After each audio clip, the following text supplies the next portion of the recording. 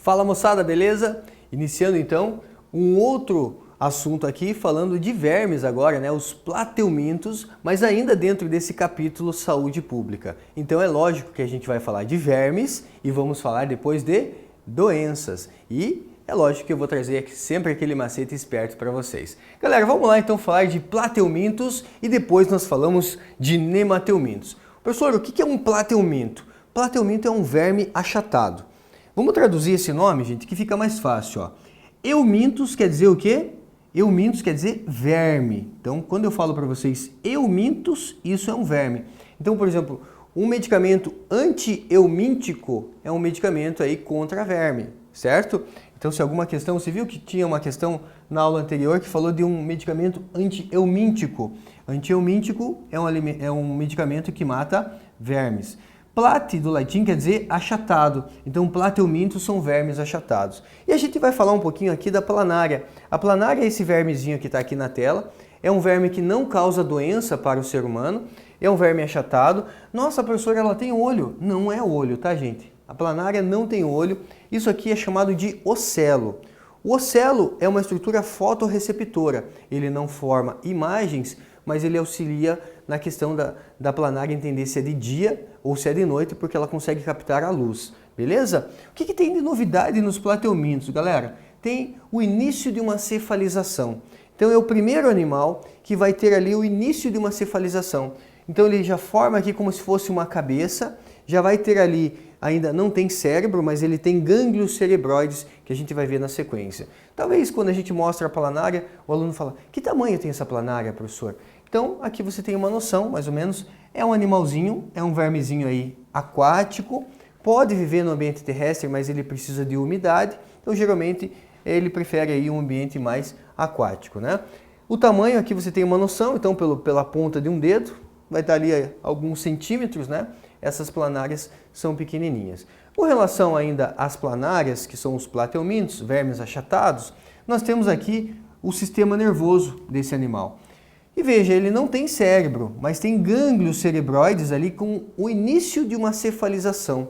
O início de uma cefalização não tem ainda um cérebro, mas já tem gânglios. O que é um gânglio, professor? Gânglio é quando você já tem uma aglomeração de células nervosas, uma aglomeração de neurônios na cabeça, certo? E aí esse sistema nervoso ele forma um cordão nervoso. E a gente diz que esse sistema nervoso então é ganglionar, porque forma gânglios, e ele é ventral porque ele é na parte ventral do corpo do animal. Então ele é mais no ventre do que no dorso, beleza? Só para você ter ideia, o nosso sistema nervoso é dorsal, né? Da planária vai ser um sistema nervoso ventral. Na sequência, vamos falar um pouquinho do sistema digestório. Como que é o sistema digestório desses vermes? No caso das planárias, elas têm boca, mas não têm ânus. Nossa, professor, como que faz para defecar? Elimina pela boca também. Da mesma forma que entra o alimento, sai o resto, né, da digestão. Então, no caso das planárias, sistema digestório incompleto, mas ele vai ser ausente nas tênias. Quem é uma tênia, professor? São as solitárias, né? Então, as tênias, daqui a pouco a gente vai dar uma olhada quem são as tênias.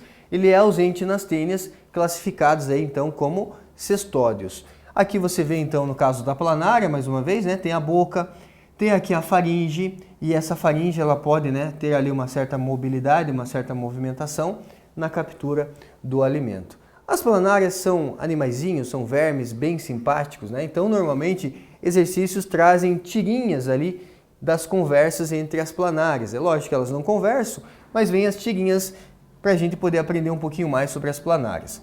Como que as planárias se reproduzem? Então vamos dar uma olhada. A reprodução das planárias pode ser sexuada. O que é uma reprodução sexuada? É uma reprodução que ela tem a participação de gametas ou transferência de material genético. No caso das planárias, aqui vai ter ali a troca de gametas, porque as planárias têm aqui ovários, tem testículos, tem oviduto, tem poro genital, tem pênis. Nossa, professor, então ela tem os dois sexos. Exatamente. As planárias são hermafroditas ou monóicas. Quando você fala monóico, é a mesma coisa que hermafrodita? Sim, monóico. Oikos do latim quer dizer casa, certo? Oikos quer dizer casa. Mono quer dizer o quê? Uma. Então você vai entender assim, uma casa certo? Imagine aqui uma casa com os dois sexos, com o sexo aqui masculino, né? Então você vai ter aqui o sexo masculino e vai ter aqui o quê? O sexo feminino. Então, uma casa com dois sexos. Isso é a mesma coisa que hermafrodita. Hermafrodita. As planárias são hermafroditas, ou seja, elas têm os dois sexos, o sexo feminino, o sexo masculino, mas elas preferem fazer uma fecundação cruzada. Elas preferem o quê? Fazer uma fecundação cruzada, porque fazendo uma fecundação cruzada, as duas planárias sairão grávidas. Agora, olha esse bate-papo aqui, ó. Pergunta, você está grávida? A planária responde sim. É menino ou menina? Ela responde sim, porque é os dois, né? Elas são hermafroditas. E aí ela percebe, opa, às vezes esqueço que somos hermafroditas, que somos planárias. Então, um artiguinho importante aí para a gente dar uma revisada no assunto. Então, as planárias e tênias são hermafroditas, são monóicas. Outro artiguinho interessante, só que agora falando da reprodução assexuada. O que acontece na reprodução assexuada? As planárias, gente, elas podem dividir o corpo. Então imagina que eu sou uma planária, o que pode acontecer? Eu posso dividir o meu corpo em duas planárias. E aí, cada pedacinho vai originar uma nova planária. Seria mais ou menos assim, imagina que eu corto o meu dedinho fora. O meu corpo vai originar o dedinho e o meu dedinho vai originar o meu corpo. É uma reprodução muito louca, muito interessante. Então o que acontece se eu cortar uma planária ao meio? Olha essa tirinha aqui. Cuidado, uma planária gigante, diz a princesa. E aí o soldado diz, deixa comigo, princesa. E ele corta a planária ao meio. Só que quando ele corta a planária ao meio, cada pedacinho da planária origina uma nova planária. Então nesse caso, gente, olha só. Ela diz, seu idiota, você a transformou em duas. E ele diz, droga, porque eu não estudei ciências, porque eu não estudei biologia. Então essa reprodução assexuada é uma reprodução que não tem a participação de gametas, nós chamamos de laceração, quando uma planária se divide em duas. Legal? Tá aí então uma reprodução assexuada também nas planárias. Como que uma planária excreta? Traduzindo, né? Como que ela faz um xixizinho? Né? Como que ela faz xixi? Ela tem aqui, gente, o que nós chamamos de células flama.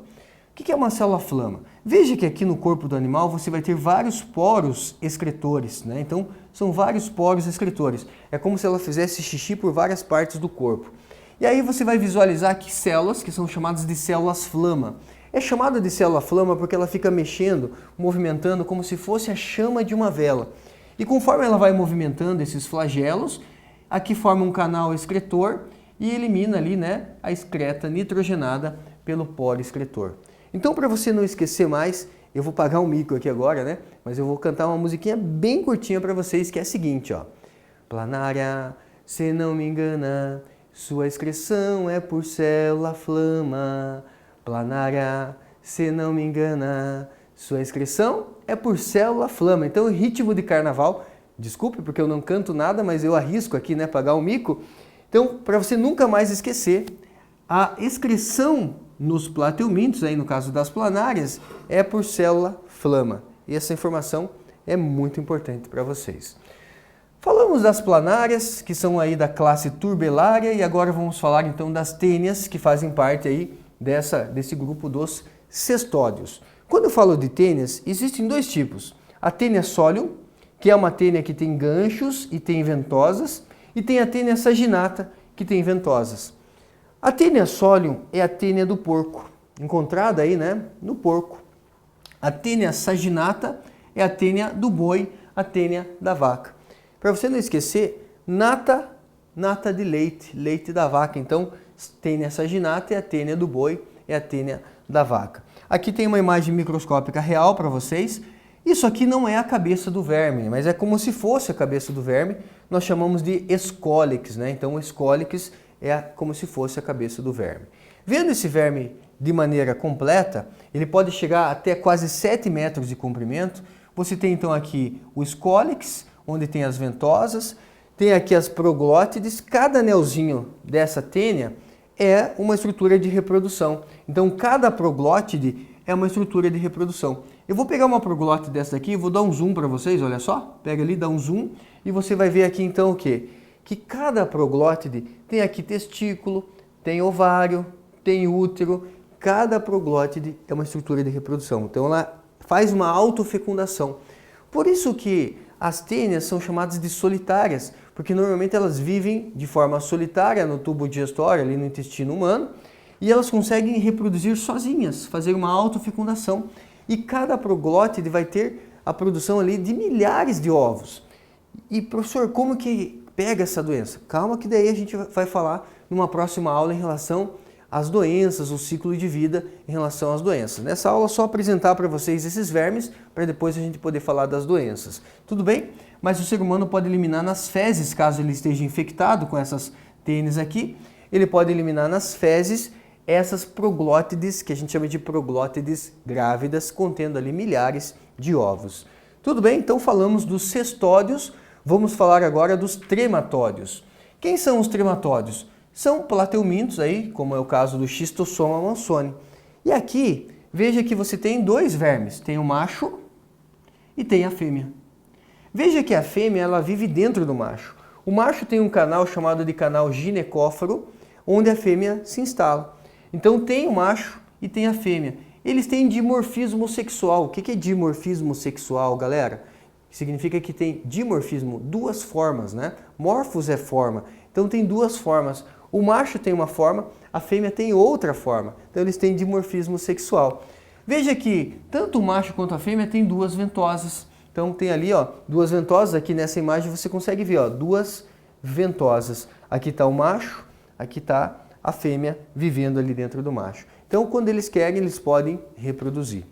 Falamos dos plateumintos. Vamos dar uma conferida agora nos nemateumintos. Se os plateumintos são vermes achatados, os nemateumintos são vermes cilíndricos, né? Você já sabe que euminto é verme, nema quer dizer o quê? Traduzindo, nema quer dizer fio ou cilindro, então são vermes cilíndricos. Quem são, professor, os nemateumintos? O mais famoso aqui são as lombrigas, né? As lombrigas, famosa Ascaris lumbricoides, também tem sexos separados. Então aqui tem o macho inclusive é menor do que a fêmea. Então tem o macho, tem a fêmea. O macho vai ter essa curvinha aqui, ó, próximo ali da cauda, né? Próximo ali da cloaca. Esses vermes, eles têm sistema digestório completo. Então eles têm boca e ânus, certo? No caso da fêmea tem boca e ânus. No caso do macho tem boca e cloaca. Ai, professor, por que o macho tem cloaca? O que é uma cloaca? A cloaca é como se fosse um ânus, gente. Só que não sai só produto do sistema digestório ali. Sai também alguma outra função, serve também para alguma outra função. No caso do macho, ele usa essa região para reprodução. Ele tem ali duas espículas copulatórias, como se fossem dois pênis, que ele usa para reprodução. Então, por isso que essa região, como ela tem mais de uma função, a gente chama de cloaca. A cloaca é como se fosse um ânus multiuso. Esse verme, então, ele vive no intestino delgado e é lógico que eu preciso que tenha ali pelo menos um casal, né? Um macho e uma fêmea, para que eles possam copular. Vendo um pouco mais em detalhes, você vê aqui, ó.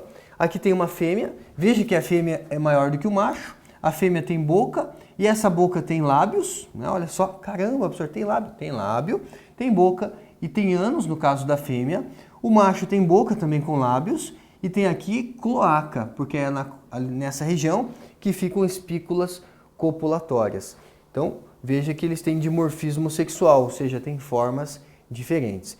Esse verme chamado Ascaris lumbricoides vai causar uma doença importante ao ser humano que é chamada de ascaridíase, mas isso é assunto da nossa próxima aula. Para finalizar, gostaria de falar da excreção dos nemateumintos. Você viu que a excreção lá das planárias, dos plateumintos, é por célula-flama. E a excreção nos nemateumintos? Como que eles excretam? Como que eles fazem um xixizinho? Eles têm aqui o que nós chamamos de tubos em H. Por que é chamado de tubo em H? Porque lembra um H, que tem aqui no meio um poro excretor.